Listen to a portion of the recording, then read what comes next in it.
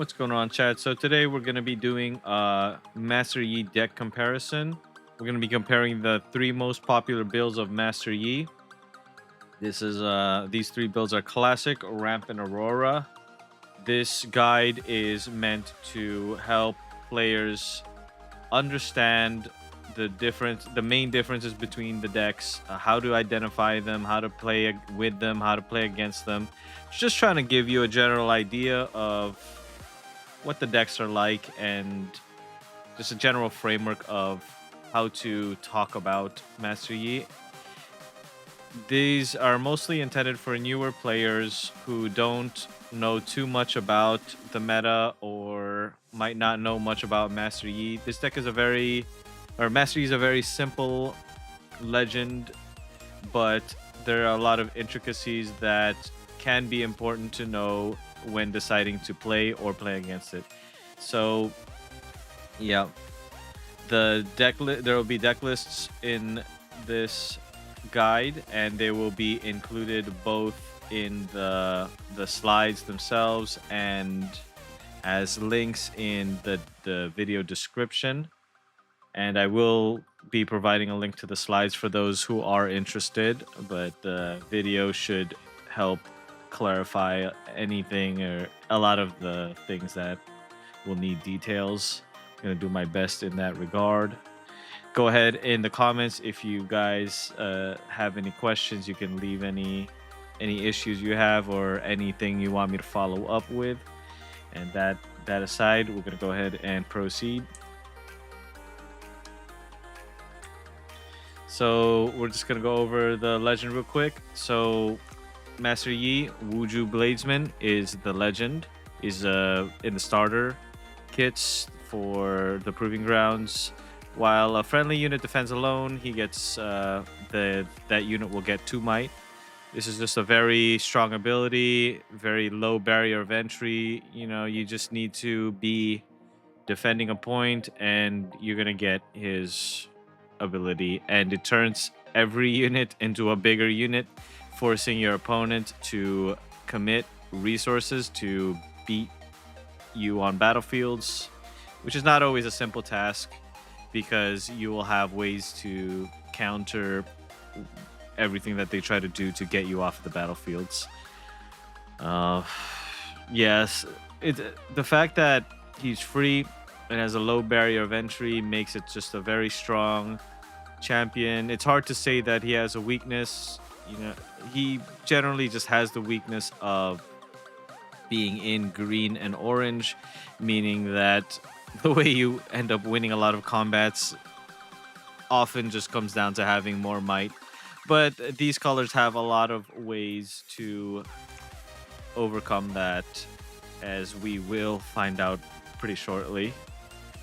So next up that we're going to be reviewing here is Master Yi Honed. This is the chosen champion that pretty much every Master Yi deck uses.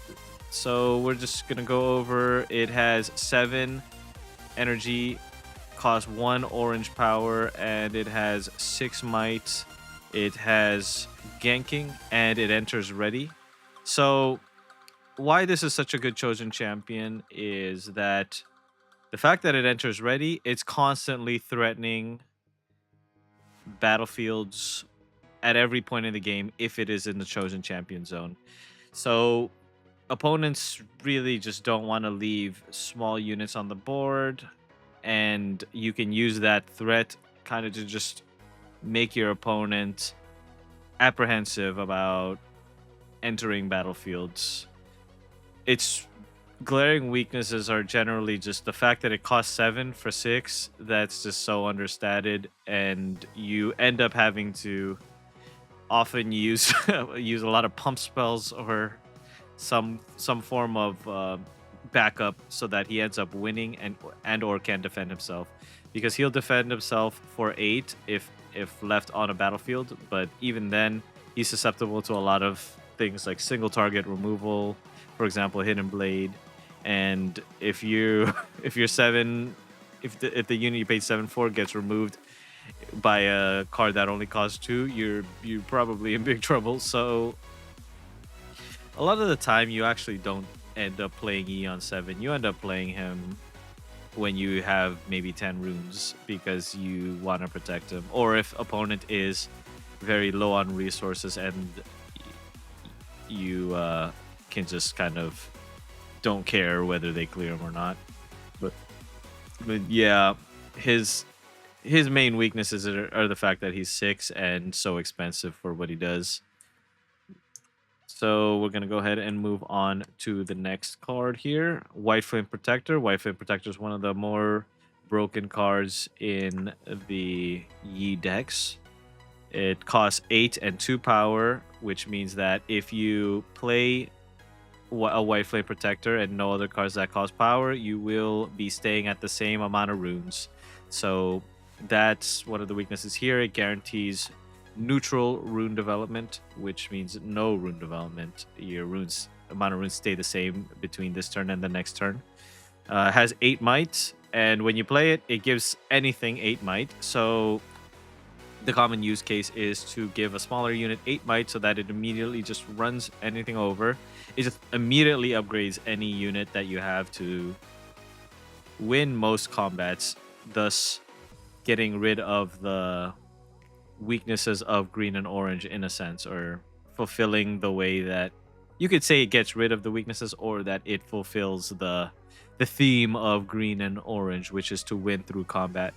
But the weakness, one weakness of White Flame is that it requires a unit to be ready so that you can take advantage of this ability that gives a unit temporary 8 might. That weakness is actually you can circumvent that by being able to ready White Flame Protector the moment that it comes down. So that can be done with cards like Confront or First Mate, but those will cost 2 or 3 additional runes respectively to be able to actually have access to that. So that's 10 or 11. And that is not easy and not normal either. That's very late in the game, but it is a possibility. And just like all orange or green units, it is weak to being stunned or killed.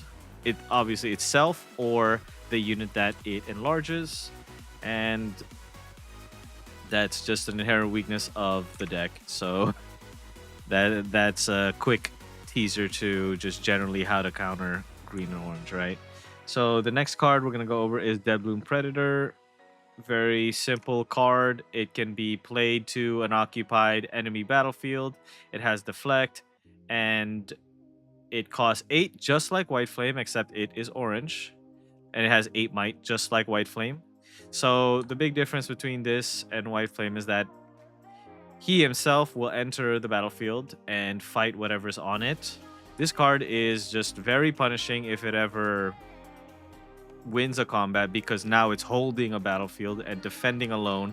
So if it defends alone, it is defending for 10 whole might, and it has Deflect. So outside of combat, if you're able to kill it with with damage, it's gonna have to be 8, which usually means it is 2 spells or some kind of arrangement where you need to pay Deflect twice. The time that you would be able to pay Deflect only once is with hard removal spells such as Hidden Blade or Vengeance. Those are also very expensive and will cost a lot of power. So either way, to get rid of a Deadbloom, you will need to be paying a lot. But if you can't kill it, and you have to kill it by combat, it's 10. That's just the crazy part about it. So it is, as a player playing against Deadbloom, it is within your best interest not to let it kill you. The threat of, as we have in the slides, the threat of this card is often enough to make opponents play around it, which means that a lot of the times the best thing you can do as someone playing against Deadbloom is to either keep battlefields empty or only hold or only stay on the battlefield that you're very certain you can either trade with an attacking Deadbloom or beat an attacking Deadbloom. That's actually one of the weaknesses of this card. It's heavily telegraphed at 8 runes. So the moment that a Yi player goes to 8 runes, you know that you're going to have to play around this Dead Bloom or suffer some real consequences if you don't. As that's just something that you have to deal with whenever you play against orange in general. Um, all right, that's pretty straightforward there. Next card, next key card is Zonia's Hourglass. So Zonia's Hourglass is just a very simple card. Next time a friendly unit would die, kill this instead, and recall that unit exhausted. And it can also be played hidden. So that means it can be very versatile in that you can completely spend all of your runes that turn and hide it for a single rune, so it doesn't actually consume energy. So for example, if you have 8 runes available and you play a Dead Bloom, you successfully win that combat, you can put Azonia's Hourglass underneath. You can hide it with the Dead Bloom, and you're not required to be at 9. You could just use your 8 runes, and that will make it so that the opponent needs to both get over an 8 might unit defending a battlefield or a 10 might unit if they're using combat to do so. And it has deflect, so good luck. And if you actually manage to beat it, you have you have the Hourglass. So now the Dead Bloom is just back in base, and you can use White Flame to turn the Dead Bloom into a 16 might unit with deflect, and you're just kind of cooked. So Zonia's Hourglass is just a very efficient card, great for saving your large units. Some counterplay exists with Zonia's depending on the deck and the situation. So what I mean by that is you can if the player with the Hourglass controls smaller units, you can just target the smaller units to force the Hourglass to happen, because it happens the next time any friendly unit would die. So if it's ever face up, it must happen. It's not a decision, right? So you can maybe Falling Star or Singularity, something that is you can Singularity small units, and the Hourglass is forced to happen. So that's an option to play around Hourglass. And if it's hidden, you can actually force it to be face up if you're able to vacate the battlefield that it is on, usually through removal or movement. So what that means is you get rid of that unit holding that battlefield, or you just move that unit out of the battlefield with a card like Fight or Flight or Rebuke. Okay, so next card we have here, a little bit of an honorable mention, since it's not necessarily a broken card, but it's a very strong card for sure. It's Primal Strength. It gives a unit 7 might, and it is action speed. So what this means is that more or less it will win us not any combat, but a vast majority of combats. It'll win combats that we try to conquer. So most units will be able to beat something with a 7 beat. Most units will be able to beat other units if it has a 7 might boost. 7 is substantial, and the fact that it only costs 4 and an orange power is very efficient, right? It is maybe one of the closer things we could get to a kill spell in orange and at action speed.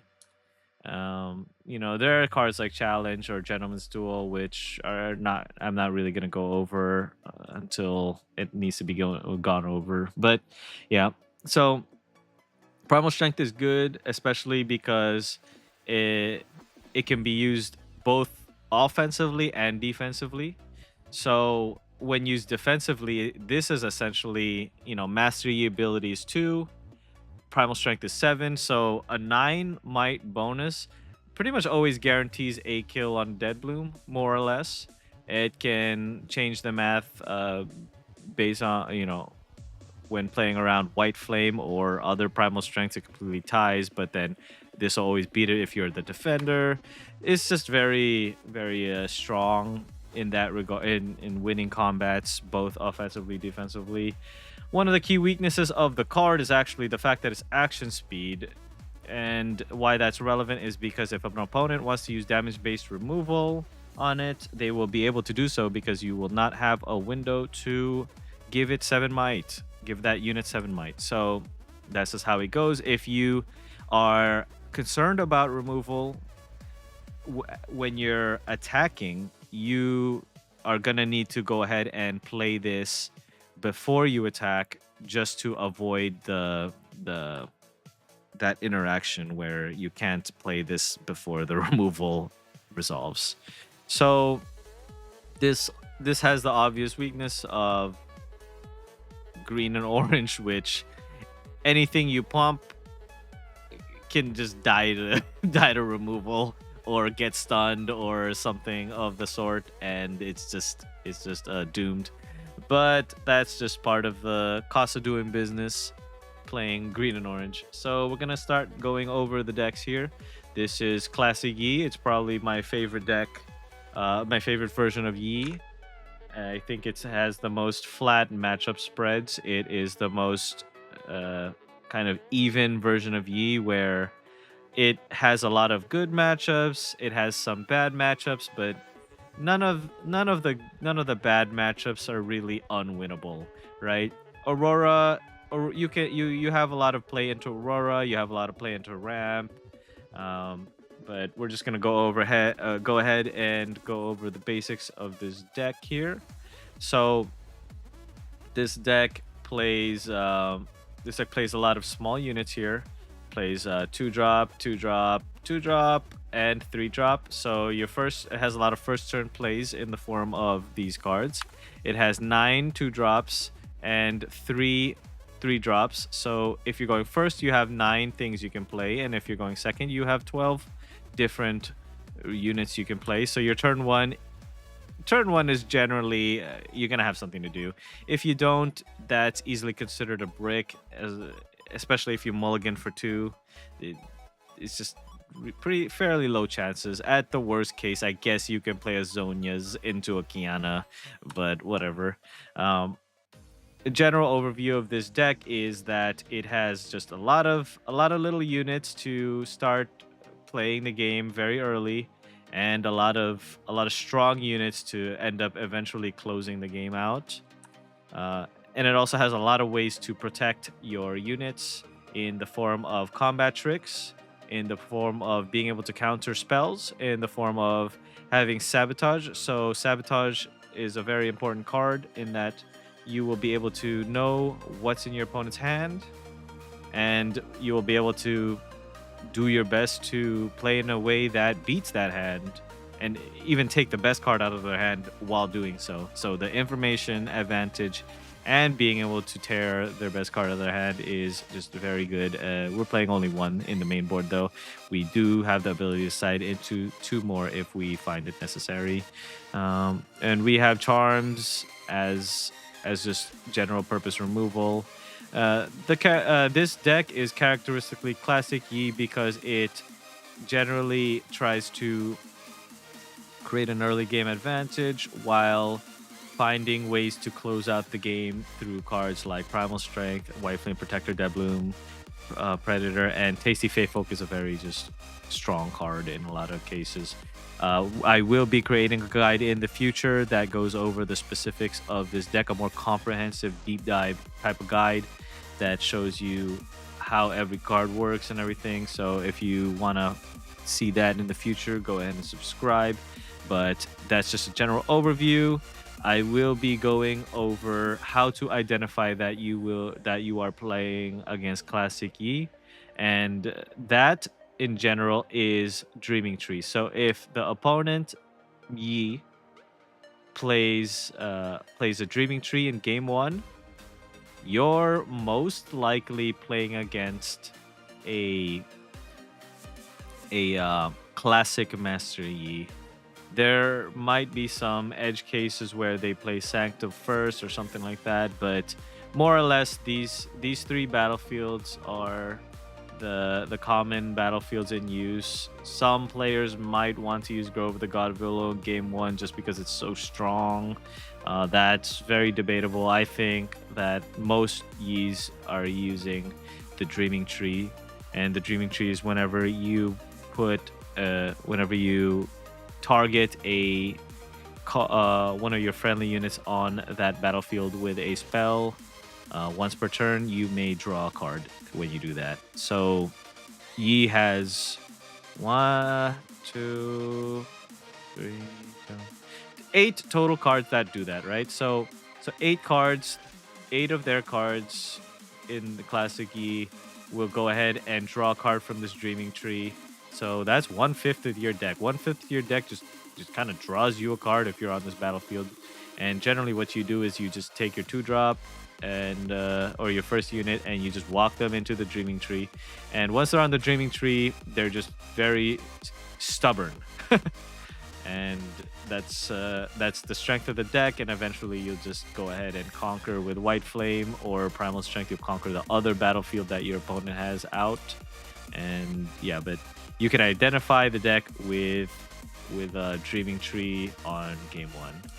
So the weakness of this deck is that it kind of just peters out after a certain point. If your opponent is able to get around your ways of ending the game, is maybe stopping you from you properly utilizing Primal Strength or White Flame Protector, or even just stopping your combat tricks or stopping your Dead Bloom, stopping your Tasty, you might run into some issues. You can play through Disruption maybe 1 or 2 times, but after a certain point, if your opponent starts to develop too many threats, you will not be able to play around that. Just for example, the Ramp and Aurora decks just generate way too many threats after a certain point, and you will not have enough ways to get over all of those threats, especially against Aurora. But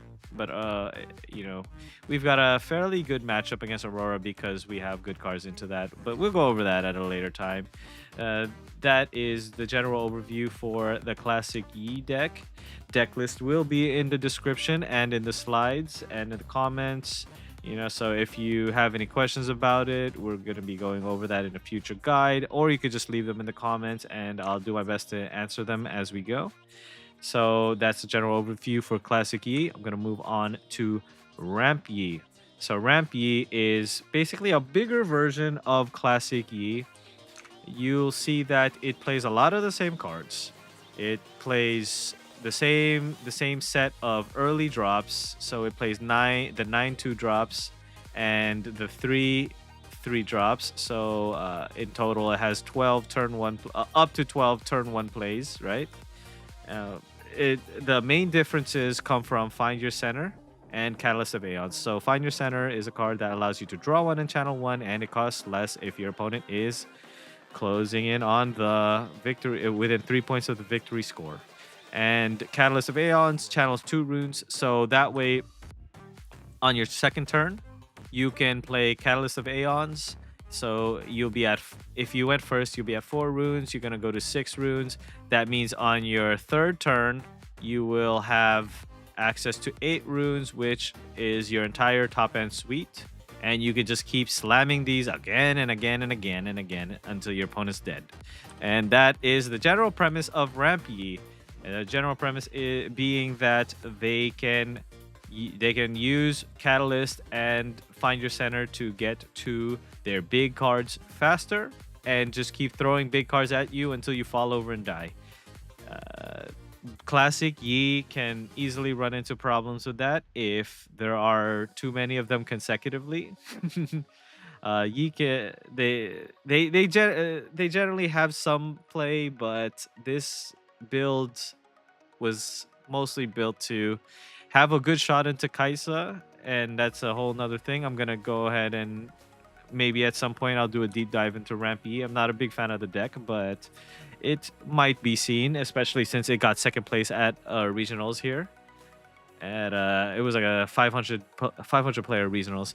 So that is, excuse me, that is a very respectable showing and not a simple thing to do, right? Um, so yeah, this deck, you'll know you're playing against this deck if opponent plays Pioneer Setter or Catalyst, but they also play small units. So generally on turn one, what the ramp deck is going to do is they have the same early game as Classic E, but the main difference is that their quote unquote mid game, or their next few turns after that, is mostly centered around ramping or protecting their units, similar to a Classic E mid game. And their end game is generally just these big things. They do have an exploitable weakness, which is because they are spending their second turn to ramp, that leaves their early units vulnerable in that window. And that also gives you one turn to set up for those big units. So for example, in Classic E, we have Primal Strength, and if Classic E holds up Primal Strength, you will not be able to just dead bloom for free onto anything. So a that would be a possible route for counterplay, where the opponent has given you a warning of what's to come. Right, this Catalyst is a warning of 8 drops, and the 8 drops are all known. So there aren't really any other ways, other top ends in Yi, right? They basically just have the chosen champion and these. The the fact that they're telegraphed gives you so much room for counterplay, and that would be the weakness to Yi. It might not even be relevant is the biggest problem, because one, Tasty Feyfolk replaces itself. So even if you can stop the Tasty Feyfolk from conquering, it will go ahead and draw a card and replace or channel 2 runes. It replaces itself and ramps you. And these white flames don't really care about that much. So yeah, that was the concept behind Yi. You will know you're playing against ramp Yi if there is a combination of the following. So they could play Sigil of the Storm or Obelisk of Power in game 1, and Hollow Tomb is also a good option. So the reason why ramp Yi in particular likes Hollow Tomb is because it allows them to reuse this Master Yi, and they kind of just run out of threats at a certain point. The Master Yi is at least, it becomes a repeatable threat of a decent size, and they should have enough runes to keep replaying this Master Yi again and again and again, on especially using this Hollow Tomb. This deck has problems also with decks with Aurora decks, because Aurora decks just play way too much might in a short amount of time, and it it suffers the same weakness as Classic E. So it beats Classic E, but also has a similar weakness to Classic E, in that you just simply don't have enough units to run over all of the units that Aurora can generate, which we're about to find out now. So the next card that we're going to go over is Dazzling Aurora here. And it is a fairly straightforward card. At the end of your turn, reveal cards from the top of your main deck until you reveal a unit. Play it, ignoring its cost, and recycle the rest. So a card this good obviously needs to cost a lot. So it costs 9 out of your 12 runes and 2 power. So that means you're going to be going neutral in rune development. And the Yi deck, the Aurora Yi deck, goes all in on playing this card as soon as possible. So why this card is so good is because the deck is constructed in a way that will play 8 cost units or higher. So the cheapest unit that the deck plays is 8 cost. It's 8 and 2 power, right? So there's that. And the most expensive unit that it has access to actually costs 12 might and 3 power, I think. I think it's a is it 2? I think it's 2 power. We'll see. It's just the orange volley bear. But but the way that it works is the first turn that it comes down, it plays something for 8. The next turn that it that if it survives, the next turn that happens, the Dazzling Aurora happens, it will have played a total of 16, at least 16 might or 16 energies worth of units. And that's just way too much for people to deal with, especially since that following turn after the first Aurora has triggered, you're probably gonna play another 8 drop units. So turn 3 you're gonna have turn 3 you're gonna have maybe 8 energy worth of units. By turn 4 you're gonna have up to 24. You're gonna end the turn with up to 24 um, energies worth of units at a minimum, right? Because your deck could definitely generate more than just 24 energies worth, depending on how it's built. So this turn 4, 24 energy, which is probably like maybe 24, close, more or less 24 might. That is insane for most decks to overcome. And because you can't overcome the 24, maybe you can overcome 8, right? So you're just going to go back down to how does the math go? 16 might, but then they Aurora again, and then they'll be back to 24 might. It's just way too much to deal with. On top of, they're gonna have disruption, so you might not even be able to get rid of that 24 might. But basically, it just gets out of control very quickly, and that's why this card is um, so worth building the deck around.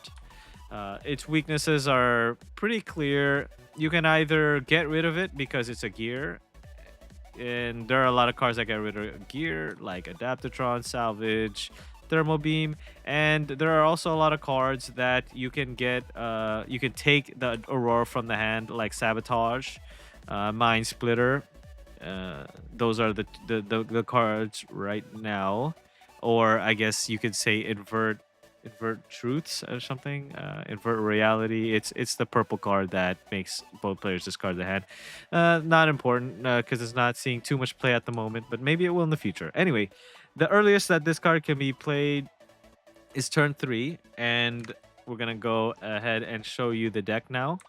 So the deck plays mostly these units and big volley bear, the 12 cost volley bear. If you're interested, you can go ahead and look at the deck list to get more specific information on each of the cards.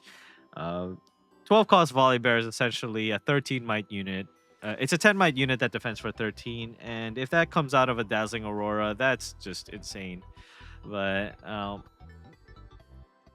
basically, the Aurora player will try to the best thing that come out of Aurora is actually this Dead Bloom Predator, right? So the best thing to happen for them is to turn 3 turn 3 Dead Bloom Predator. Basically the same best turn that Ramp has. But the thing is, like, Dazzling Aurora keeps happening, right? So it's a recurring broken. It's broken because it's recurring, but it is a recurring effect that just brings out your best unit. They're hoping to hit Dead Bloom Predator to be able to catch up, since they did nothing on the first 2 turns. So the first 2 turns, your opponent's just if you play Dazzling Aurora, the first 2 turns your opponent just ends up scoring on you. So they'll be in the range of 3 to 4 points, and they will and then you can use Dead Bloom Predator if they have units on the board to try and catch up. And in most of the time, a lot of opponents will actually just send their units back to base so that your Dead Bloom Predator does not land on a battlefield. As we discussed, Dead Bloom Predator, if it successfully lands, it is notoriously difficult to clear, so people will do their best to avoid a situation where it does successfully land. Or if they leave units on a battlefield with a lot of runes up, as the Aurora player, can suspect that they have a way to actually get rid of Dead Bloom, which is extremely punishing for you. So what you're going to end up doing is just leaving Dead Bloom in your base so that you can go ahead and conquer it next turn with a card like White Flame Protector or Primal Strength. But yeah, basically just trying to you're basically just trying to put as much might on the board as possible. And the strength, that being a strength, being able to play play all these units for free and just keep throwing them onto the board, that strength is exactly where the weakness lies, because this whole thing is telegraphed, right? Like, your opponent plays Dazzling Aurora, you can play around the fact that they might rip Dead Bloom, and if you play around that, then you can keep scoring points on them.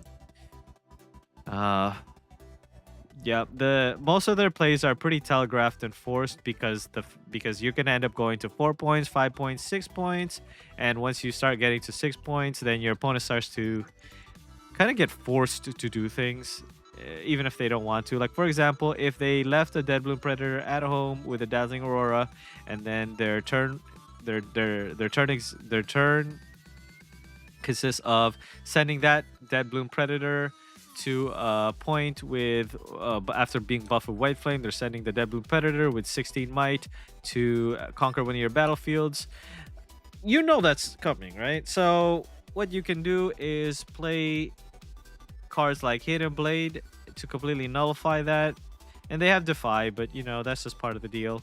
So you could use cards like the Defy, or you could use cards like Hidden Blade, or you could use cards like Rune Prison right here. So Rune Prison stuns any unit, and if you stun a 16 might unit, you're very happy with that. So there's just a lot of ways to prepare for what's about to happen. So that's the trade-off of playing Dazzling Aurora deck, is that everything you do is very there's a lot of room for counterplay, since everybody knows what's coming, right?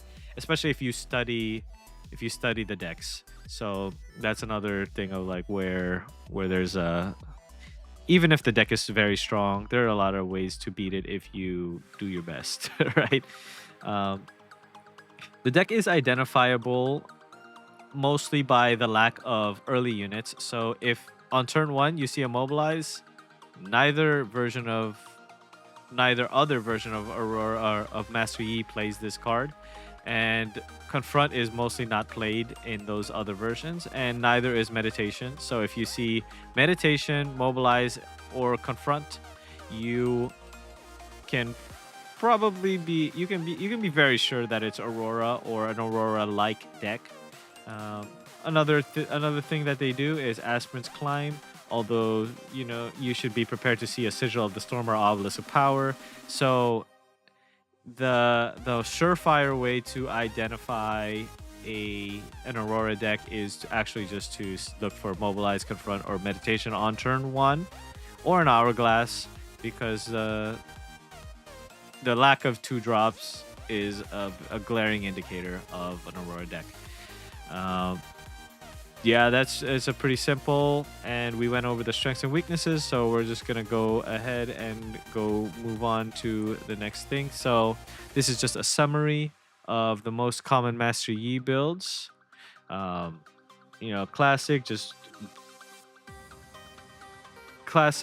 Yi just builds an early lead and converts it into a decisive mid and late game position where they have control of what goes on. It's just a very resilient deck. A lot of early units with ways to protect their early units, but the way that it loses is too much removal and too much sustained heavy pressure.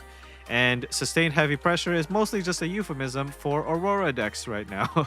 So the classic deck loses to that, and so does the ramp deck. But we'll go over ramp right now. Ramp's game plan is to ramp into larger threats to ramp in order to play larger threats sooner, and just back to back, hoping the opponent just gets completely overwhelmed and unable to deal with that in a timely manner. The strengths are that the average unit is fairly strong and resilient. It retains a lot of benefits of Classic Yi while having larger threats available sooner and on a more consistent basis. One of the key weaknesses of the deck is that it has a vulnerable mid-game transition between ramp and attacking. So, if the ramp player plays Catalyst on turn 2, you know that they'll be going into turn 8 or 9, and you know exactly what you need to play around, because you need to play around White Flame, you need to play around Dead Bloom, you need to play around Tasty, and you'll be fine. And there are a lot of ways to play around that. We've got to play around Dead Bloom, we've got Primal Strength, we've got Rune Prison, and Rune Prison also plays around the White Flame large attack. And if you're not in other colors, we've got things like Rebuke to bounce it back to hand. Fight or Flight does the same thing in purple. In blue, we've got Smokescreen. In yellow, we've got Hidden Blade and effects of the sort, which I'm not going to go over too much about that, but I want to go over that in those decks appropriately. But yeah, the transition of when they try to actually start being aggressive with big stuff is where you try to hit them the most. Now, Aurora decks, we also went over that. They ramp into Dazzling Aurora to drown opponent in large threats. They are extremely dominant with after Aurora, because what ends up happening is that Aurora activates once and then twice and 3 times, and then there's just way too much stuff on the board for you to beat, especially when they play 2 Auroras back to back.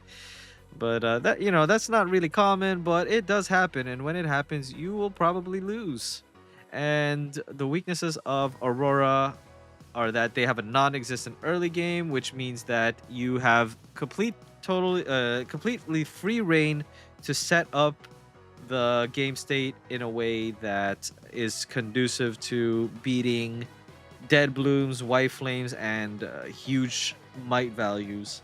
It's not always beatable, which is why the deck is very strong, but it's telegraphed, right? Right, like it says here, most plays are forced and anticipated, giving an opportunity for counterplay. There is a very good opportunity for counterplay. I think more than most people would like to admit, but that's a totally different conversation. That's like a conversation about meta and and tiers and blah blah blah. I don't really want to get into that, but yeah. So Aurora deck is a extremely strong deck but it's very you can anticipate a lot of what they're gonna do.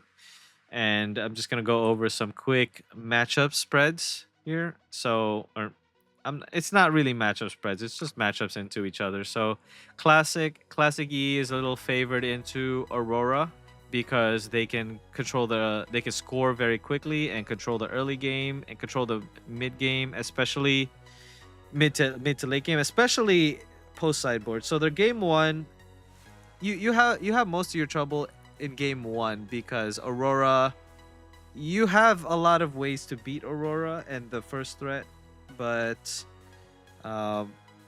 post board you actually side into a lot of stuff, which we'll be going over in the comprehensive classic Yi guide, so you can stay tuned for that. But yeah, there's just a lot of ways, especially post sideboard, that Classic Yi can deal with Aurora. Now, Aurora is actually favored versus Ramp because Ramp simply does not have enough ways to beat Aurora fast enough, since they slow down during the mid game and they focus more on ramping themselves. They can't really deal with Aurora too well. It's not impossible. Aurora's just favored into ramp because they ultimately develop more threats over the mid to late game. But yeah, Aurora is definitely a favored option there.